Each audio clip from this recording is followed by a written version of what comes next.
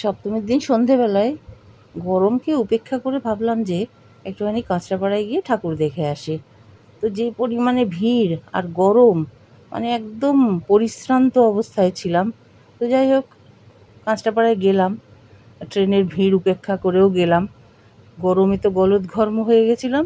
তারপরে বাগমাোড় গেলাম মানে ভ্যান রিকশায় চেপে। এইবার ওখান থেকে ভাবলাম যে ঠিক আছে, কাছেই রথতলা।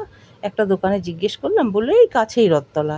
ও বাবা, হাঁটছি তো হাঁটছি, আর সেই জনপ্লাবন। তারপরে অবশেষে গিয়ে পৌঁছলাম রথতলার ওই প্যান্ডেলের সামনে। তারপরে দেখো, এই যে সঙ্গে রয়েছে দিদি, আর এই যে তোমাদের দেখাচ্ছি, দেখো সামান্য, এখানে তো সামান্য ভিড় রয়েছে। তো যাই হোক, এই যে ঠাকুরটা, এই প্যান্ডেলটা, এই হলো প্যান্ডেল। তো প্যান্ডেলটা ভালোই করেছে, আর সামনে প্রোগ্রামও হচ্ছিল, আর অনেক মেলাও বসেছিল।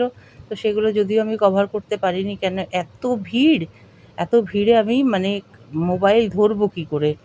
তো যাই হোক, যতটুকু পেরেছি, দেখো রথতলার প্যান্ডেলটা খুবই ভালো হয়েছে।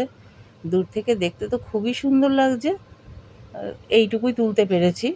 আর মানে ভেতরে গিয়ে, প্যান্ডেলের ভেতরটা গিয়ে একটুখানি তুলতে না তুলতেই তো বাবা, ওখানে যারা গার্ডে ছিল, মানে কাউকে দাঁড়াতেই দিচ্ছে না। ওই অল্প একটুখানি তুলে নিয়েছে। আর দেখো বাইরের প্যান্ডেলটা খুবই সুন্দর হয়েছে। আর এই হলো ভিতরটা। তো মাতৃমূর্তি খুবই সুন্দর, সেটা ঠিক মতন তুলতেও পারিনি। দেখো এই যে সাদা মূর্তিটা করেছে, খুবই ভালো।